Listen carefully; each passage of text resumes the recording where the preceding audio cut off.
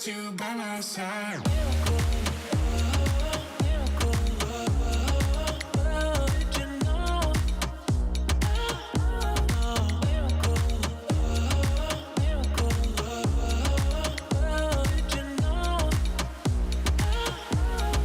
All I wanna do is lay out by the pool, you and I. We can run away to our favorite place, you and I. 'Cause you got that sunshine here on a cold night. You've been on my mind. Glad I got you by my side. Sunshine got me up all night. Summer on my mind. Glad I got you by my side.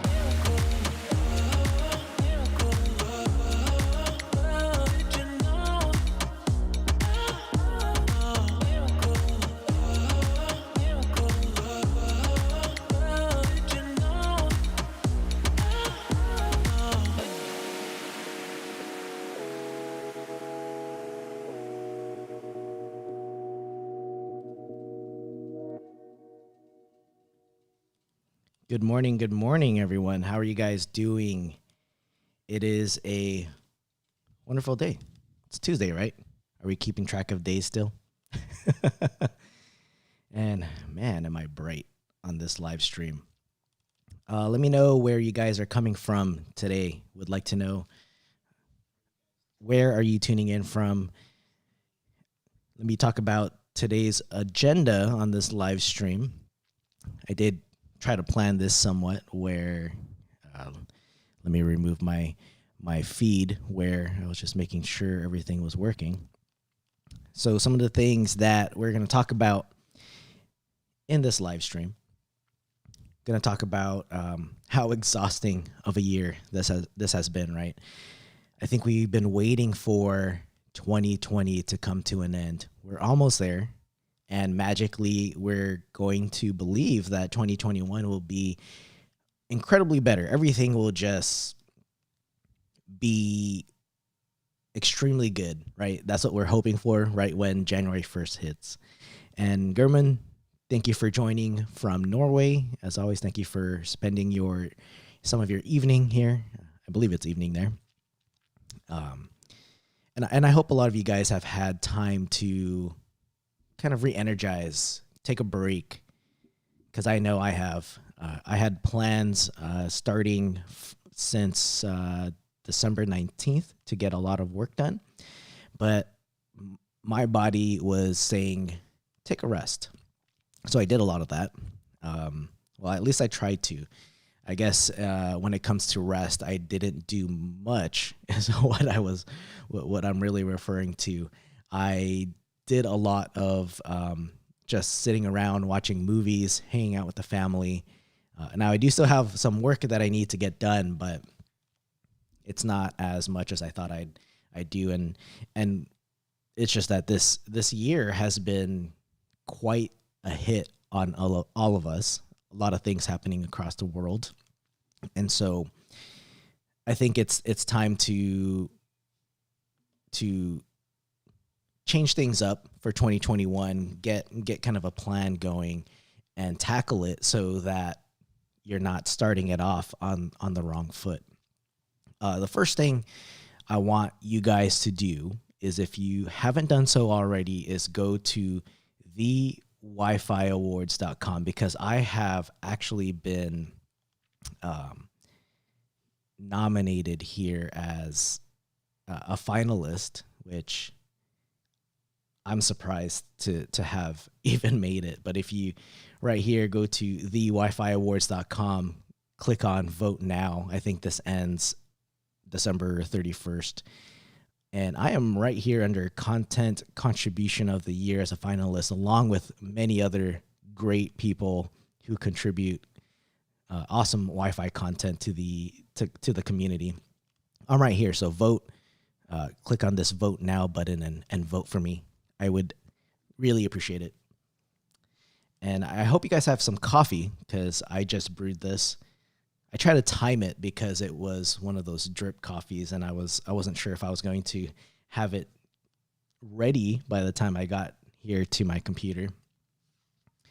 Drinking something called Coffee Cult, and I'm drinking it straight black because it's exactly what I need this morning. Oh, yeah. All right. So some of the, excuse me, some of the things this year, I know for a lot of people it's been hard. And so I kind of wanted to review this year, how I approached it, what has worked and what hasn't. And to be honest, there's a lot of things that didn't work. And I'm referring to the Wi-Fi consulting business that I have on the side in terms of how that performed in this pandemic. And in March is when it really started to change, right? That's when everyone in the US started to stay at home. That's when everything started to close. And so a lot of projects have paused because of that. And they are still paused. I still have some projects that are not fully complete because I have not been able to travel to certain places like New York. I just don't want to go there at the moment. But I mean, there's been some good points, and because I have it as a side business, I still have that fallback of my full-time job where I still get a consistent pay, and there hasn't been any layoffs there. So I've had this nice comfy thing to fall back on.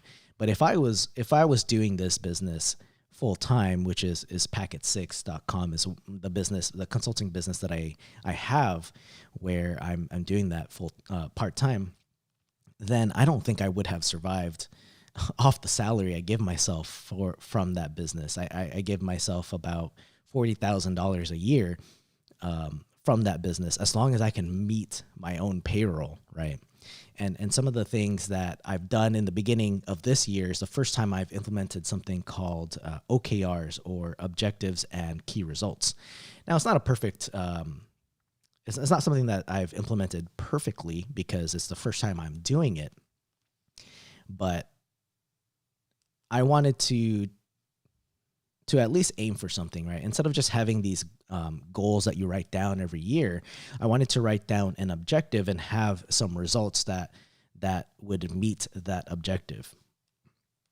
And so coming off of 2019, I decided to try to aim for $900,000 in revenue.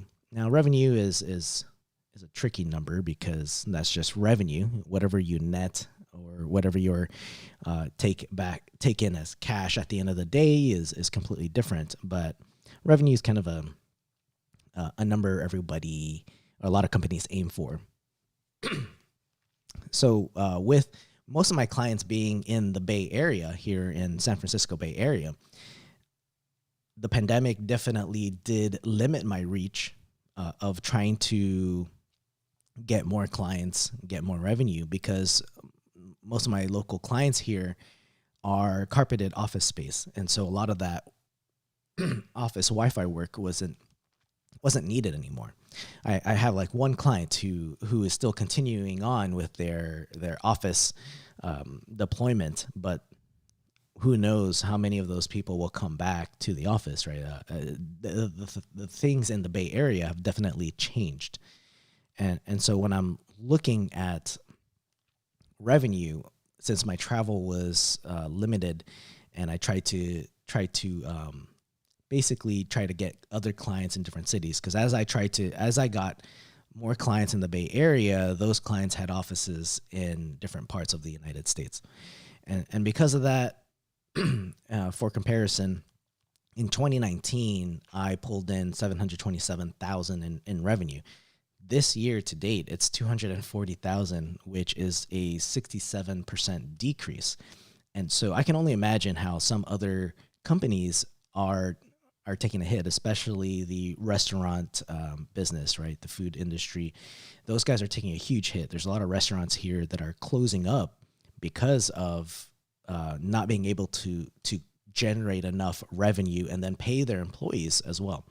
And part of what I've been doing is trying to support those businesses because I do have enough income coming in that I'm able to go out and do takeout and try to support some of these businesses, because there are some restaurants I do not want to close, right? You have your go-to establishments, right? There's this Chinese restaurant that makes probably the best Chinese food I've ever had, outside of maybe Toronto, but I definitely have been supporting them quite a bit, and having that being delivered here to my home. So all very low contact or no contact at all when it comes to supporting those businesses. And so obviously I didn't make 900,000 this year. I will carry that over to 2021, and with a goal to make more than what I've done made 2020, because our hopes are that this vaccine that is being released will bring things back closer to normal. Although we probably won't hit a new that normal, it'll be a new normal. Things will be very different, and people's priorities will be very different. But when it comes to revenue, those that was one of the things I was looking at, and also to increase sales by 10% quarter over quarter. And so quarter one and quarter two did not meet that that result there, but in Q3 and Q4 I was able to do that. So I saw work pick up after August. People just couldn't wait, and so some projects continued, especially for projects where I guess warehouses started to pick up. And Jake Snyder, thanks for popping in, dude. It's been a long time since I've seen you. Maybe the last time I saw you was at a Cisco live conference, right? So I appreciate you stopping in here. And Martin, yeah, you know, the revenue I'm talking about is, I feel that in the Bay Area, I feel like you tend to get more revenue, right? A lot of my work is in the Bay Area, and a lot of these companies tend to just spend their money. That's just how I feel. They love to spend money here in the Bay Area. And you can tell when some of these guys, so a lot of projects that I walk into, they've already purchased the equipment prior to doing any kind of planning or design work.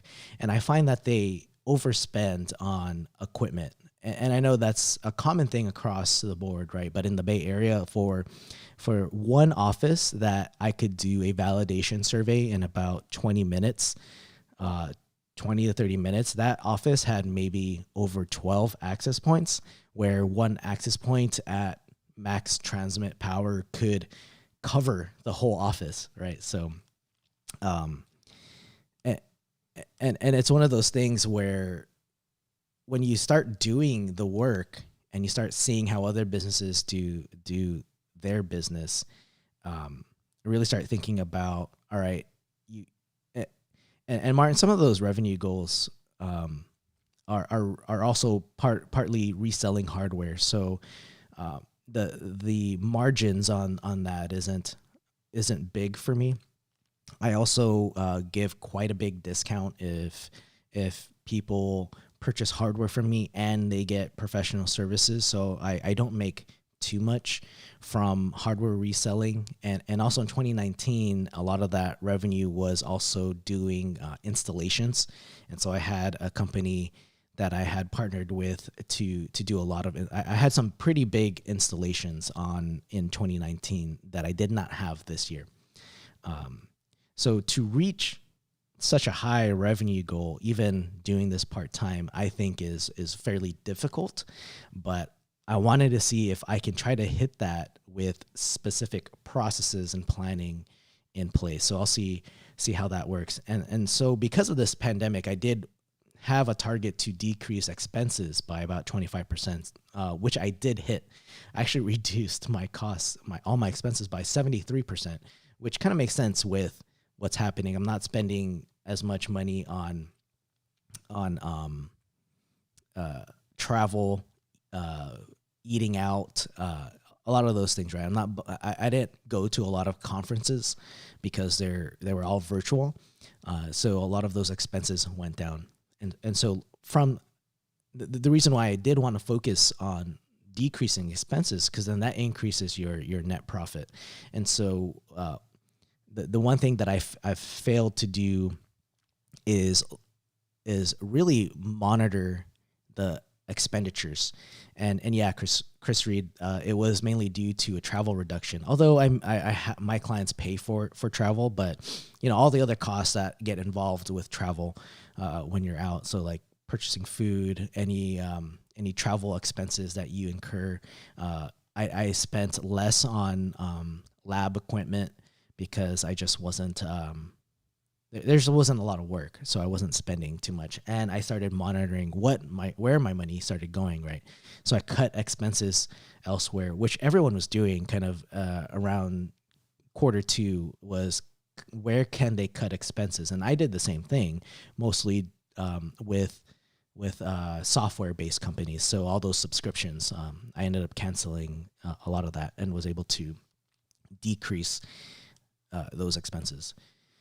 And so the other thing that I started to or wanted to look at in 2020 was learn how to do some marketing. Now, I know a lot of these things I could outsource to someone, but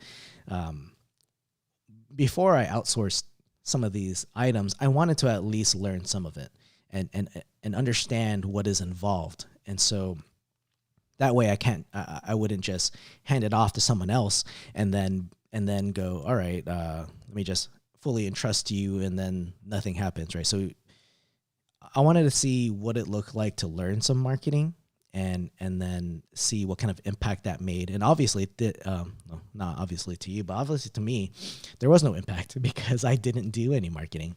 I wasn't. I guess I just didn't I didn't commit to doing any marketing because I was trying to get some leads through email, and I think I got some through like contact forms where people would find me, and then what would happen is I wanted to try to increase website visits, but I didn't blog as much when it came to the website. So I actually saw a decrease in a lot of website visits, and I also changed the website. So that made me think about the SEO impact that it created.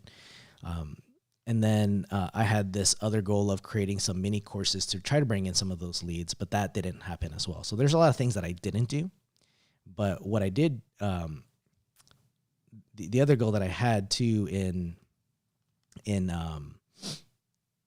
with Packet 6 was to write more. And I think I only wrote maybe 1 or 2 blog posts this year on the business website, which I will increase that for 2021 because one of the goals was to write 6 blog posts at least per quarter. And I think the hard part for me was trying to convert the language that I have towards someone who is not technical. So you're talking about your C-level, your C-suite executives. You're talking about senior management who will be making decisions, and then you have your IT managers who may have some technical knowledge, but more often than not, they're just stuck doing IT management. So they kind of entrust others to build that technical expertise for their team, right? So I'm more of an augment to the team.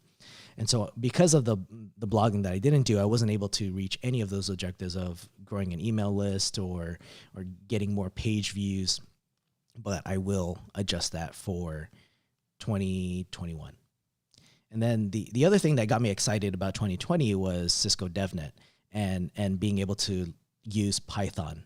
And so I wanted to really dive into Python and add that as part of maybe my professional services in creating some network automation or some other where you would combine different technologies together, because that's kind of where I think you'd set yourself apart from your competition, right? there's a lot of companies in the Bay Area that they just focus strictly on like configuration, kind of the what we'd call like the old way, right? Using your CLI. There's a lot of human error involved, and and because of that, I wanted to try to leverage network automation, get projects done a little bit faster, and that would also net me more income. So that was like on the packet 6 side. I thought I did pretty well despite having this pandemic decrease revenue, but I was still able to make money, right? And really 2019 was when I really started to pick up revenue and had an idea of where I wanted to go. And I think 2021 next year I'll have a better idea. All right, so I'm gonna bring on a guest pretty soon. Just dialed in. He's in the green room. Matt. Matt, you can probably hear me. So when you're ready, give me a thumbs up, and I will bring you in to the live stream. And this is Matt Montgomery. He's on Twitter. You can follow him at TCPIPDHCP. All right, so I had a lot of plans for 2020 because I do a lot of things. I'm one of those guys where for some reason I just like to do a lot of different work, and I don't know. It's just me where I like to keep myself busy.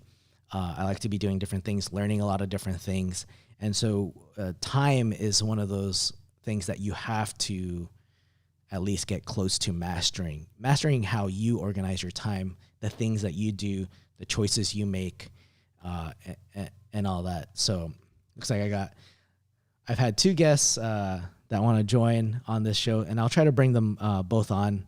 We'll see if we can bring them both at the same time and talk about tackling 2021. So the first guest, let's see, I'll bring in Lasantha Pereira. And let me just make sure he's ready.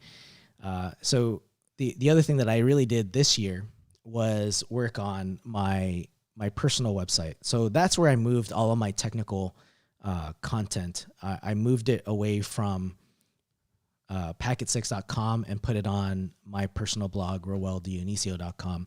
And so, and also additionally, I started talking about business related stuff because I didn't know where to put it.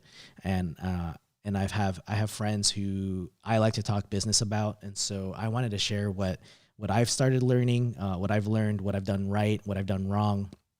And so I decided to blog about that alongside all the technical stuff. Because when I got started, there just wasn't enough content out there to help me like do the right things, right? I didn't know who to follow and understand why they made certain decisions, that kind of thing. So let me bring Lasantha in. Hey, can you hear me, Lasantha? How you doing? Yep. How you doing? Good morning. You gotta work on your microphone there. I don't know if it's selected the right one. Can you hear me now? I'll probably bring in Matt as well, and we can have a talk. All right. Hey, Matt. Hello. Oh, hold on. I'm not hearing you guys. You know what? The problem is with me. Can you hear me okay? Hold on. Yes, it is. All right. I can hear Matt. Yeah, I can hear you guys now. That was my fault.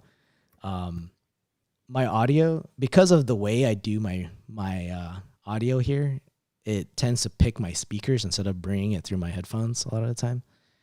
So I brought it in there. So I decided to bring you both on at the same time because you guys messaged me saying you guys wanted to join, and kind of I guess the discussion that we were going to talk about was tackling 2021, kind of the goals that you guys wanted to go after, maybe writing or blogging. What do you guys want to talk about? Go ahead, Matt. Go ahead. Go ahead, Matt.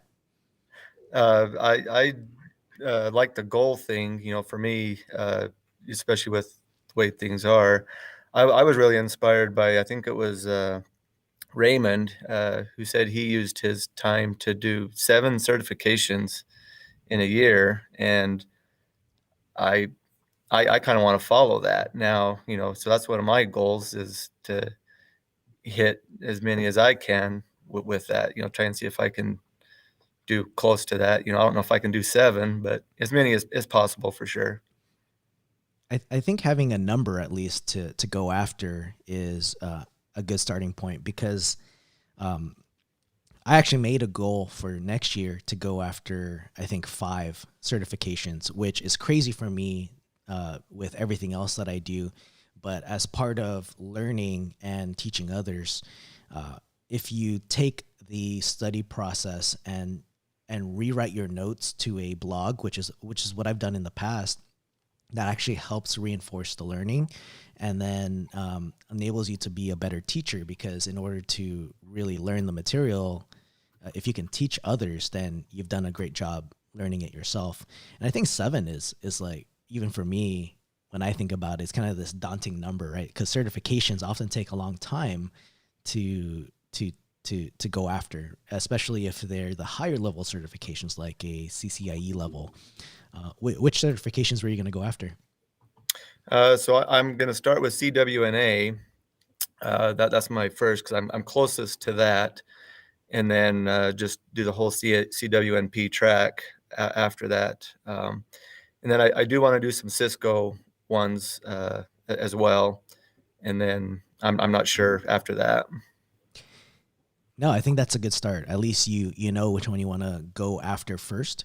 And I think CWNA is one of the, I think, certifications that people often skip, especially with all the other certifications that are out there in the industry. But Wi-Fi is more and more critical, especially in some of these locations like warehouses and lab spaces, where I think that's where Wi-Fi is being used the most right now, right? Because everyone's ordering online, and so we may clients or people, organizations may be running into issues with like logistics or scanning. So I think having that fundamental Wi-Fi knowledge down, I think you can tackle that with at least some consistency. So for me, with time being a constraint for me, consistency is the biggest piece, and having a schedule set, specific time block of hours or however long that needs to be, where you do study. And I create a plan up front in Excel. So I look at the objectives and I look at the chapters, and then in Excel, I'll create a list of, all right, these are the chapters I'm going to tackle. What do I need to do after reading each chapter? Maybe that's notes. Maybe that's doing a lab. And at least for Wi-Fi, a lab is pretty simple, because you could, as long as it's not vendor specific, you could just look at frames over the air with your own Wi-Fi network. Yeah, I like the lab part myself. That's probably where I learned the most of it, especially with your code channel interference and stuff like that. I learned the most, by having separate access points, and then powering them full power, reducing the power, stuff like that, and seeing what they do and how they interact with everything else. So the lab, that helped me a lot. And then I kind of have the same structure. I create okay, I'm going to do chapter 1 this time, chapter 2 this time. And then if I don't understand it, maybe set some time to go back to it and really dive in. So I don't like to move on to another chapter unless I understand the one previous, Yeah, exactly. I'm the same way. I don't like jumping. If I have a official certification guide, I don't like jumping between chapters, because I guess it depends on how the book is structured, because there could be something you don't pick up right on in a following chapter that was mentioned previously. And also I like tackling the chapter quizzes as well. But the way I approach those is I do it before and after reading. So before I read the chapter, I'll do the quiz, but I won't look at the answers at all at any time. Mm-hmm. And so I will do the chapter quiz, see how much I get wrong, right? Maybe I'll just read like what letter is the right answer, but I won't read the explanation, and then I'll read the chapter, then take the quiz again and see how well I did, and then go back if I need to and review, like look for that specific answer within the material, the question, and see if you can answer that correctly. And Martin Erickson had a question, I guess for any of us here, is where did you find the labs? Is that something that you just try to create yourself as you look at the objectives or as you read the book?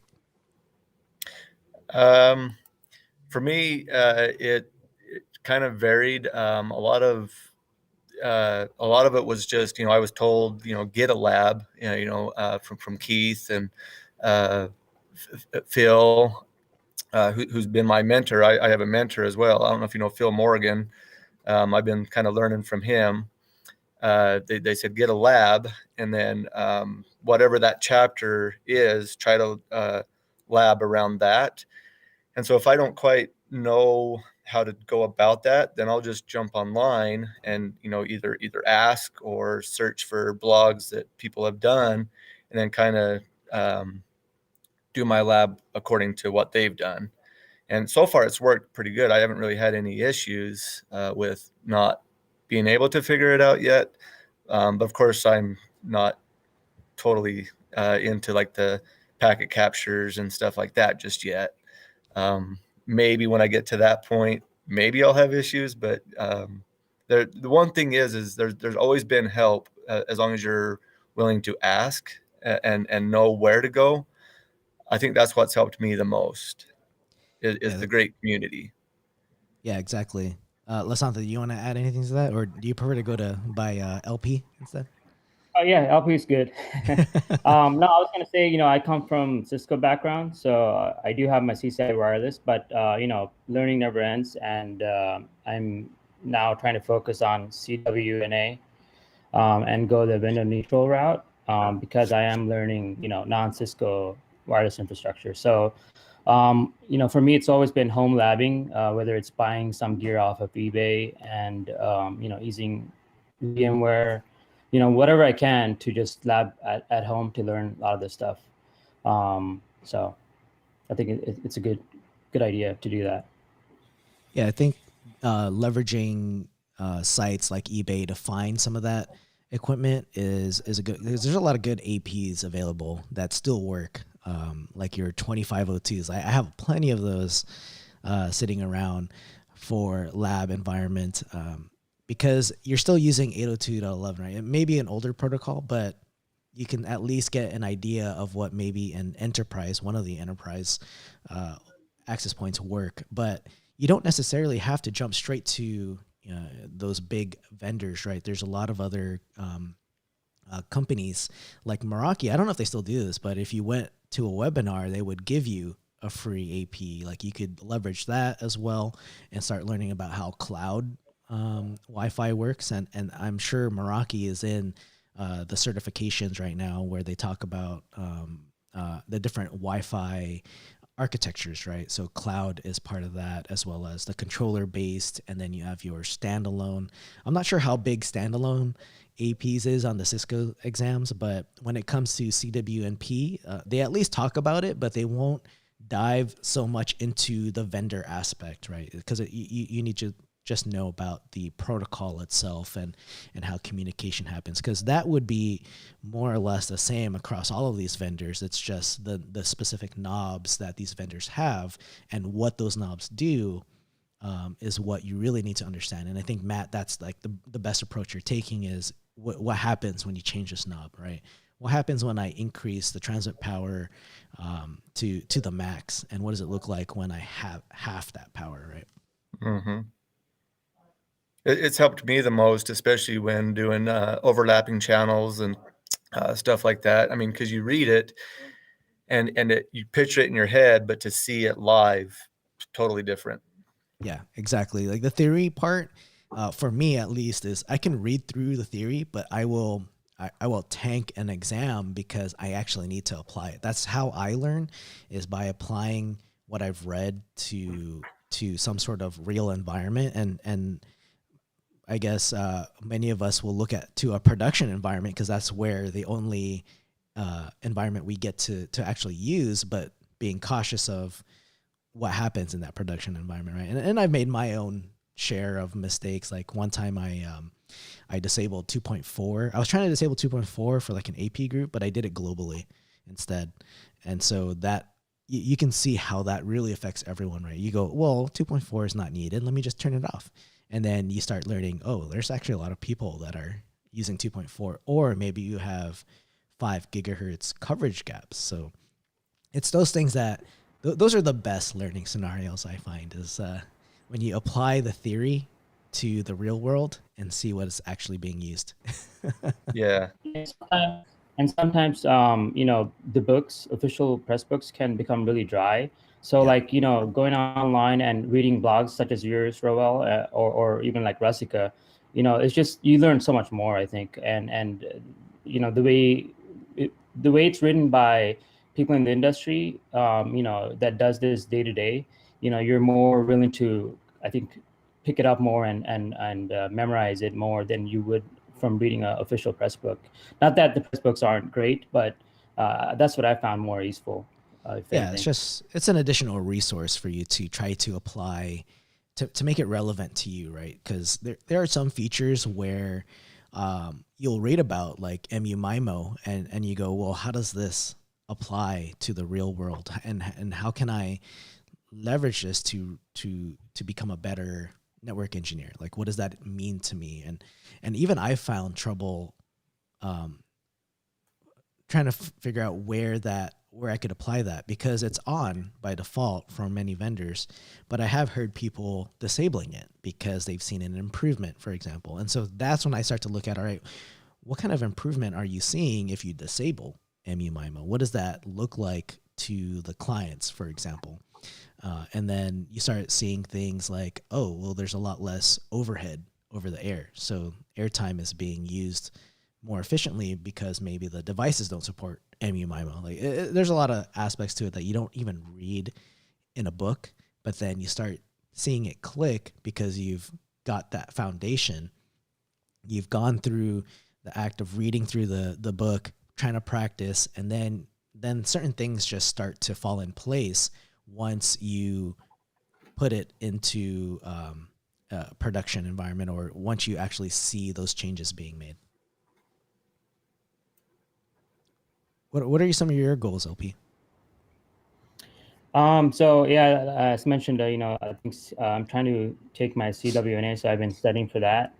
But really, after being in this industry for at least 7+ years, you kind of, the first 3 years is great because you're excited and learning a lot of new stuff, and I think you have the ability to learn really fast because of that excitement. So people that are starting out, go all at it. But after a while, it kind of tapers down, and you kind of get tired of reading a lot of material, and you just want to implement and do your job, and time spent with family becomes more important. So Yeah. I think some of the goals next year to spend more time with family, but also go through that vendor neutral route as well. I like that you mentioned the family part, because I think some of us get too, I guess, what's the word? We get too much into the technical aspect that it just controls our lives, right? And certifications can do that to you, because you have this goal, you're studying for it. You don't want to study too long, because then some of that material just leaves your brain, and then you have to restart or relab. But part of it too is changing what's going on in your brain, right? We're using one side of our brain constantly. There's other parts that need to be filled. There's other things that need to happen in order for you to actually do things correctly. And so a lot of people will talk about work-life balance. I like the approach that Keith Parsons takes, which is not really work-life balance, but choices. And so you have to make the right choices, and there are going to be sacrifices sometimes, right? And maybe you do work with the family and go, all right, this is the time block that I'm going to spend working on this. But once I'm done with that time block, I'm devoting my time to you guys, or we're going to go do something else, go outside, get some interaction. And I think this year has been an eye-opening for a lot of people, right? Because we are at home all the time. My kids were doing Zoom classes while I was doing Zoom meetings, and it can be challenging and frustrating.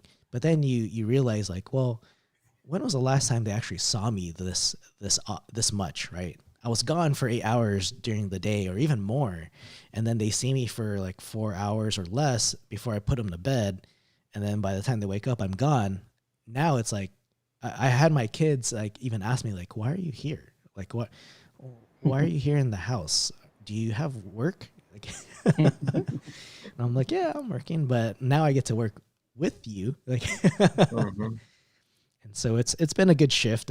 For us, I think it's been a good transition. Like we each have our own section in our tiny house where we stay and do work. Like I'm down here in the garage, but I don't mind if my kids come in, right? And I've gotten used to just interruptions from people during meetings, during even during study time, and that I think that is the hardest part, because a lot of times if they're sitting in the same room, sometimes I'll just pick up a book. Like they could be watching their own movie or cartoon. I'll pick up my own book and start reading, but I've gotten used to the interruptions, and because previously that would really frustrate me, right? Where you're mid paragraph into something and then your child asks you to, I don't know, get them a glass of orange juice or play with some of their toys, and I think that part I've gotten used to,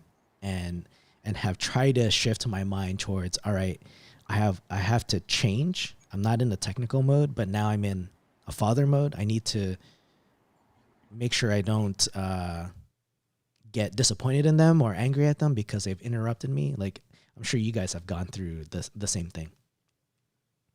Oh yes. Absolutely. But how do you guys handle it? Because for me, it's been really mental shift.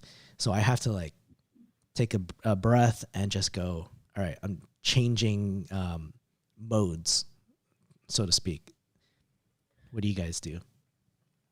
I think I got to be honest. You rewind a year ago, and if my daughter interrupted me, I was different than how I am now.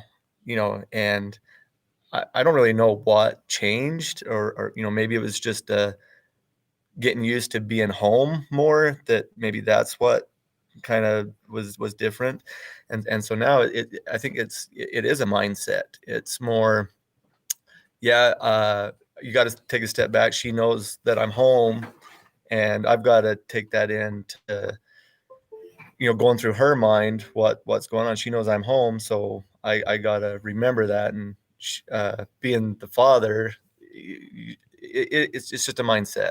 I think Yeah. pure and simple. How about you, LP? Yeah, I mean, with this pandemic, it seems like I've been glued to my chair, and and you just gotta try to figure out to make time for your friends, and your family. If you have kids, especially, which I don't, but I could only imagine, how difficult it might be. But with the pandemic, it's not like you could really hang out with your friends either. So I just I just try to have a schedule and sort of go off of my schedule.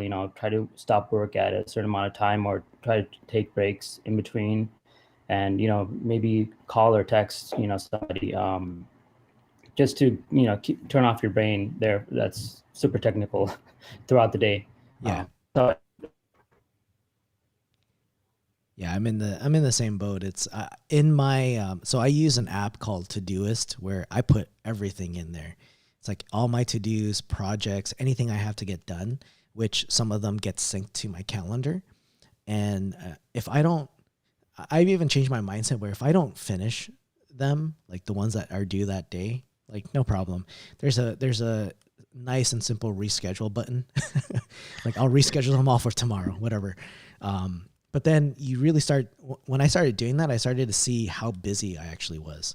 And then you start looking at that list going, which one of these is actually worth keeping on this list? Like, is it going to create an impact for me later? Is there a positive impact for me to do work on this now versus spending time with my family at 4 o'clock in the afternoon? And even when you've been working all day, I've even incorporated the breaks into there. I have items where it tells me to drink a glass of water at like 9 a.m., 12, and 4. I even have breaks scheduled in there. And then that's when I take my kids out and go, let's just go hang out outside for a bit, whatever that means for us, whether that's just letting them run around and release that energy. And then it gets you to stand up, because if we're sitting for too long and not really moving, our brains, I feel, gets kind of stagnant, and then you start to lose that productivity, and things start being more difficult for you, right? And so sometimes you just have to stand up, take a breather, walk away, get some fresh air, because at home versus the office, it's completely different, because when you're at home, it's family, right? So the dynamics are different. When it's in the office, you can probably take breaks more often, like in the kitchen where people tend to hang out. There's different conversations happening. And then you could actually avoid people too, just by, going somewhere, locking yourself in a room. At home, you can't quite do that, right? You can't be like, leave me alone, I'm busy. Like, kids don't understand that. And I've started to realize, like, family relates so much to Wi-Fi, where this happens all the time with me and my wife, where no one's talking. And then the moment I start talking with my wife, one of my kids tries to interrupt me, and then no one can understand anyone. And it's like, wait, what? And like, it's so much similar to Wi-Fi, where when everyone starts to talk, all those signals get mixed up, and there's collisions and all that. So it's like a good way to kind of tie that back into the technical aspect of things. Yeah, it's funny you mentioned that, because we got thinking about whenever we have conversations, it reminds me of Wi-Fi topics, and that you need to wait off channel we need to change channels, something like that. But I was gonna say, what was the name of that app that you use again? Because it sounds like something I want to use. It's called Todoist. So to do and then IST at the end. They have a free version. I use the pro version, but I use it heavily. Like, that's where I rely on that and my calendar the most. So if nothing is on that or my calendar, I will absolutely forget it. So and this happens to me with my wife, where because we try to share a calendar, but sometimes, if you're not paying attention, we use iOS. So if you add a calendar item and you don't attach it to the right calendar, then it's not shared between us.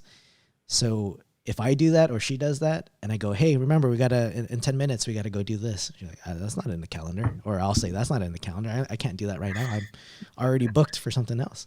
And so, like, we rely so heavily on that calendar, and I rely heavily on the Todoist to make sure that I do things for the projects that I have to do. And I categorize different things. So you could tag things and create projects. And so I'll tag things for my full-time job. I'll tag things for the podcast that I got to do, or for the blogs that I need to write. And I can try to schedule them out. So I'll add to-do dates, because if you never add a to-do date, it'll never get done, right? You'll never see it. So I try to add those due dates, but then I at the beginning of the week, I always look at everything, going, all right, what do I have to do this whole week? And then I look at individual days and go, all right, there's way too many things on that day. Let me try to move things around, so that way I'm not like overburdened by the tasks, because there's that other aspect to me too, is looking at something and seeing the number, right? It goes, there's 30 to do things today. And it's like, whoa, that's way too many. Like, how do I tackle that? So like, I try to shift things around and even get my mind out of even being attached to a number. So on my apps, I don't even like showing a number there. I'll check it, but I don't want to constantly be bothered by a number that constantly increases over time. Yeah. So that's where I put everything. That's even where I put all my goals. So I have a separate project with mini projects in Todoist, where I just finished up like my 2021 goals, and I list everything there down to like personal, business, podcast related, anything that I want to try to get done throughout the course of next year. And it's a nice like what I want to aim for. But if I don't complete them, I'm not necessarily disappointed, but I'm more focused on trying to do it, right? Getting into the action of doing it. And at least you make some progress. You don't have to finish everything 100%. There are some things where you definitely want to do 100%, but I don't focus so much on completing everything. How about you guys? Do you guys have any other goals besides certifications? Are there like career goals or other goals that might not be necessarily technical? You know, I've been wanting to. I'm a big fan of EV now. I'm a car guy, but old school car guy, and I actually was in that career for a while in the automotive industry, and then I switched over to networking. But you know, ever since I've had my Tesla, I've been wanting to, you know, maybe do like a YouTube channel and create videos on it, and I never had the chance. So maybe next year, that's one of my goals. That, you know, to make a channel and talk about electric cars and, you know, how they work and all those good stuff. So Oh, that'd be looking kind of forward neat. to that. Yeah, I've been looking at EV for a while now. Like, I have a car that's over 10 years old, and I'm trying to decide whether or not to go electrical or stick with a different car. I would definitely watch those to learn more about EV, because that it's still it's one of those things where I feel it's still too new. I don't know. Like maybe that's a video you can tackle. Yeah, I mean, I've had the car for 2 years now, and I can't imagine myself buying another ICE car. That's saying a lot, right? From a guy that's been working on cars to, you know, to really being a motorhead for a while. I would buy like classic cars, but I can't see. I don't see myself in the future buying new, you know, ICE cars. And I haven't had any problems with my EV car, so I think that's where the industry is shifting. And I kind of saw it coming when I used to work at Mercedes Benz. You know, all these old, Oh, there were nice. 30 onboard computers on those cars, and there was just old technology. So Yeah. How about you, Matt? Um, there's a couple that I want to do. I want to be outside more, like do more outdoorsy stuff, you know, as much as I can, um, you know, without, you know, disrupting too many people or where people congregate. Like I kind of want to go with fishing and, you know, do some of that relaxation kind of stuff a little bit. Because this year I just didn't get around to do that much, and you know, take my daughter out, you know, for a ride, or, you know, kind of do more of that. And then the other thing I want to do is try and get more involved in my community with helping others. You know, the community I live in, we were hit pretty hard by unemployment, and we had pretty high numbers, and there was a lot that they didn't know how they were going to pay for things and that. And this month in December, the community did rally, and there's a lot of help that way. Um, but I want to continue that throughout the year and do as much as I can with that. And I don't know exactly how to, you know, how to do it, you know, whether, you know, because you always want to do like some kind of service, but you can't Yeah. really go out and do that. Um, but I want to find a way to be more involved in the community, either inspiration or whatever that Yeah. is. No, I think that's good, because I've been thinking the same thing. When the pandemic hit, I also had the grand vision of being outdoors more. I even was like, hey, let's travel wherever, and if as long as there's internet, we could do it. But then that never happened, and I realized I'm not really an outdoors guy, other than maybe biking, or not even like a hide in the forest kind of guy. Maybe I'll do fishing, but Mhm. I have fishing line, but I don't have any fishing poles yet. Yeah, that's me too. I'd have to go out and buy. But And then I have to figure out where you could fish. Over yeah. here, there's permits, so I'm like, all right, that's too much work now. But the helping people, I've been big on, and the way I've approached it is I've gone and helped individuals, and not necessarily through like a service. So I've gone through my son's school, and it's really interesting here in the Bay Area because you have such an income gap here where you've got people who are making an enormous amount of money. And then on the other side of that spectrum, there's people who need help. And so in our neighborhood, my son goes to a school that's called a Title I school where 50% of the students are considered low income. And so there are students who need help where they need clothes. School is technically the only place where they get their meal for the day, the only meal that they eat. And so what I've done is contribute to the school where they know the people that need help. And so they'll distribute like funds there. I've given Christmas. I gave a Christmas present not too long ago to kids who aren't able to have any gifts. So there was a list going around of like an age, male or female, what kind of gift do they want? Some were specific, some were just kind of generic, like Legos or something. So I helped that way. And then there are people that I know who started up their own businesses during the pandemic, people who have maybe lost their jobs during this time and then started up their own career where they're baking something out of their own house or actually, yeah, mostly baking. So I'm big on eating a lot of things. That's the other. So I found people who make like my wife found her friend who started baking these like cheesecakes. And I'm like, let's order those. Like, those are good.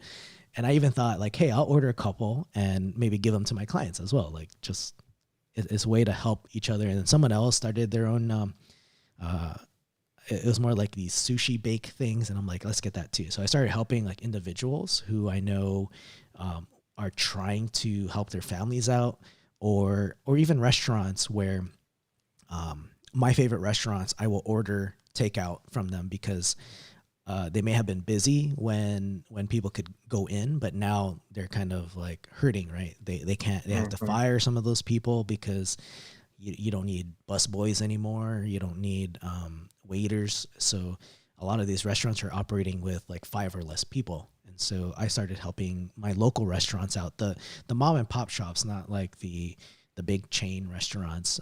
So I started helping them out, eating out when I can. And so this year, I guess the only goal that I am disappointed in not doing is actually exercising.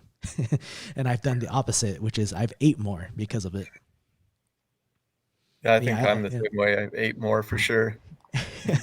But I like the idea of helping others. I think that's what we need most of this year because the news has been so negative. There's been a lot of negative people out there. And I think people are just struggling. A lot of us are going crazy of being inside. A lot of us are struggling because they either lost a job or now they're kind of in that desperate mode. And so I think we have to go out and approach things differently and look at it as maybe something's going on with this person and I shouldn't go out there with positivity versus that negative mindset and it's just all about me kind of mindset and just help others. Yeah, I think mental health issues is a real deal. That's why I mentioned earlier, like in our industry, you got to make sure you don't burn yourself out. Learn as much as you can, but also, again, health is more important than anything else. And with the pandemic this year, a lot of the things that you probably were gonna do probably going to become goals next year just because we didn't get to do any of that stuff. So yeah, I agree. Helping the community and making sure that you keep yourself sane Yeah. throughout the time. Definitely. And what else are you guys looking forward to in 2021? I know it's not going to be this cutoff, right? December 31st to January 1st. It's not going to be all of a sudden, flowers and roses everywhere. But what is like the biggest thing you guys are looking forward to in 2021? For me personally, in terms of my job role and career goes, I feel like I'm pretty well established at this point. Do I want to move into a management role? I don't know. That's something to think about. But in terms of anything else, I think I'm focused more on the community, making more network connections. Robel, I think I met you back in 2018 at Cisco Live.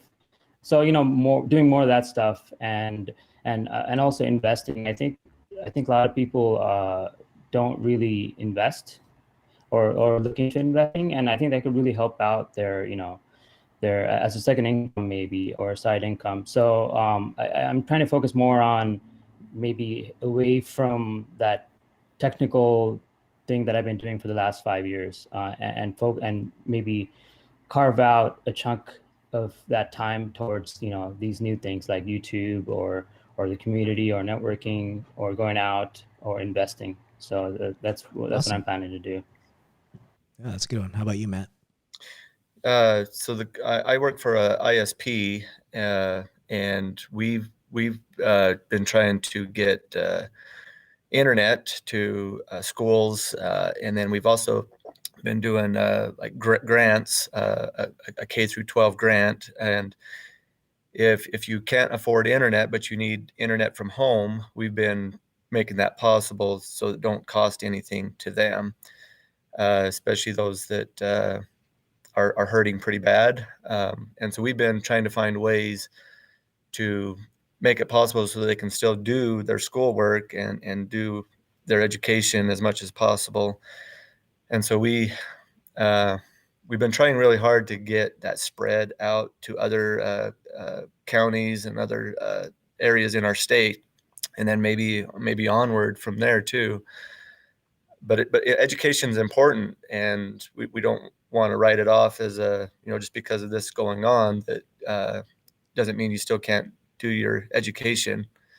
And so we've been trying to hit that pretty hard.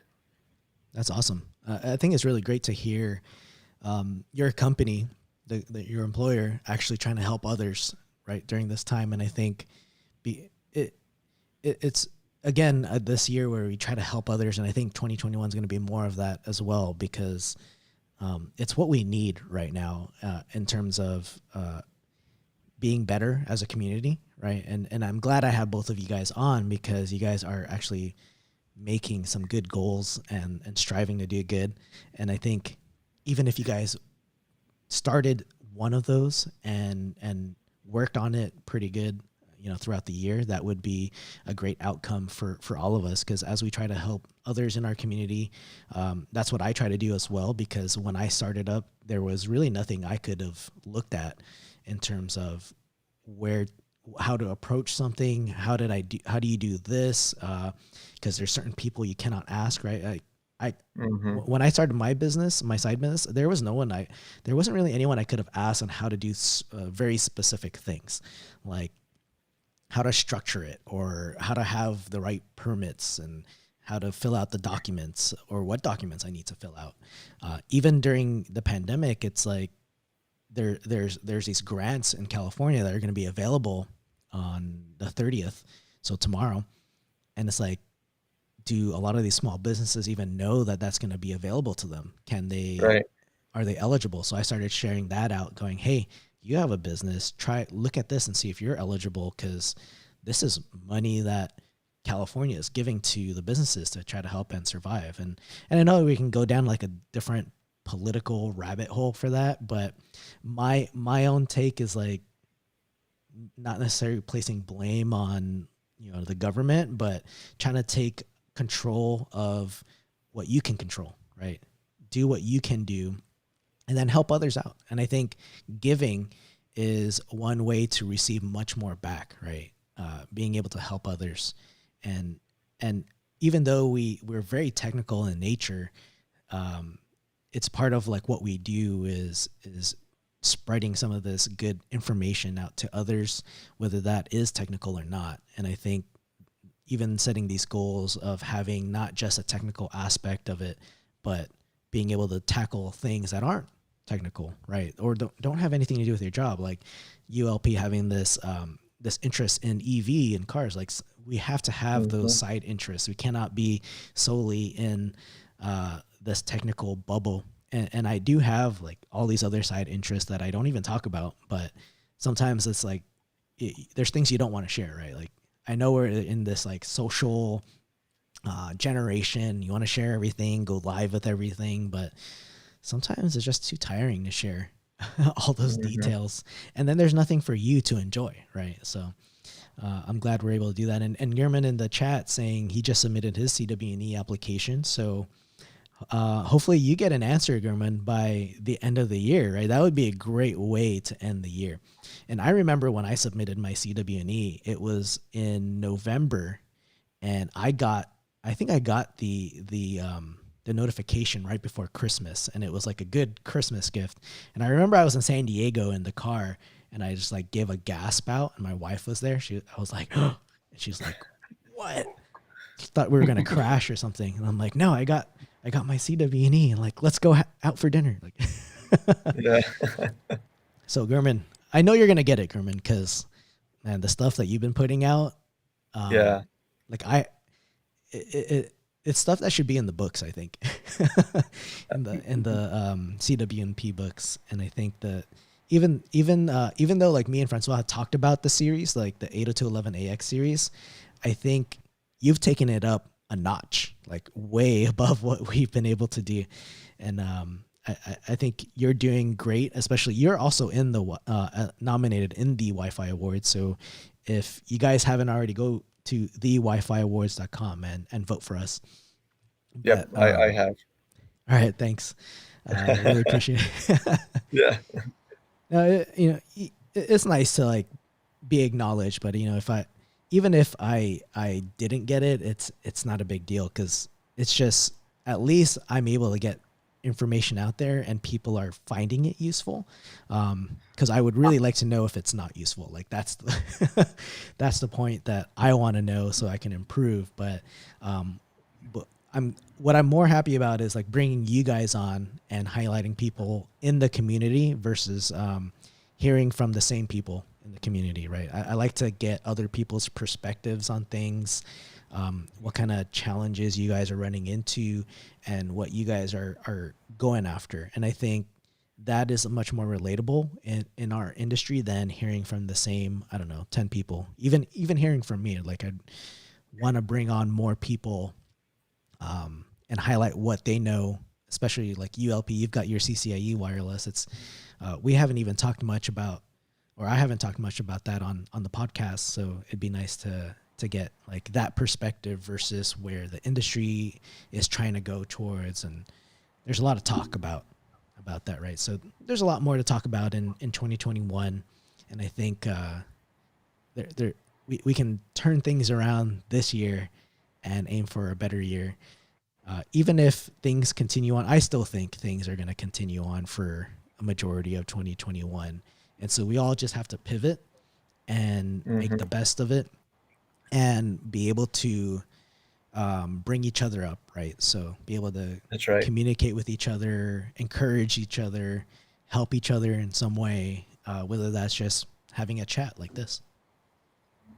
Yeah, and also, if anyone's taking their exam from home, using Pearson View, if you're taking your CWNA or something, just FYI that if you have SSL decryption on your home network, it's gonna kick you out, and you're gonna have a very hard time trying to get a refund. So just be aware of that, because I forgot that I did have that on my network. I have Ubiquity, and so it kicked me out. On the pre-check, it doesn't kick you out, but on the actual test, before you could even start, it kicks you out, and there goes your test. So, yeah, just keep in mind. Huh. Turn that. That's good to know. Yeah, that is really good to know, because there's a lot of people out there with Ubiquity. Yep. Yeah. I'm one of them too. Yeah, that's good for you to know, since you're going to tackle 7 certs, right? Yeah, that's right. And most likely from home. Well, let's make sure we keep up with each other on the cert side, because I'm also trying to tackle certs. I'm already behind. I was supposed to do one of my certs this year, but I added it to 2021, so we'll see how that goes. But I guess to get near the end of this live stream, LP, where can people find you? The best place to find me is on Twitter. LPERA3, that's LPERA3 is my handle. So you can find me on there. I don't have Facebook. Instagram or anything like that. So. And how about you, Matt? Mine's probably Twitter as well, at TCPIPDHCP. I am building a LinkedIn and a blog, and I'll provide that on my Twitter as soon as that becomes available. And I do have Facebook, but I like to keep it only to family in that. But Twitter and Slack is probably the best. Awesome. Cool. Well, I want to thank you guys for joining me here on the live stream. I thought it was a good chat, getting to know what you guys are up to, and maybe we'll see each other again on another live stream just to kind of give an update of where we're at. For sure. Yeah, Thank you as well. All right, for those of you guys on the chat, thank you for joining us here on the live stream. Give us a like button if you enjoyed the conversation, and be sure to follow LP and Matt on Twitter, and subscribe if you want to see more of these videos.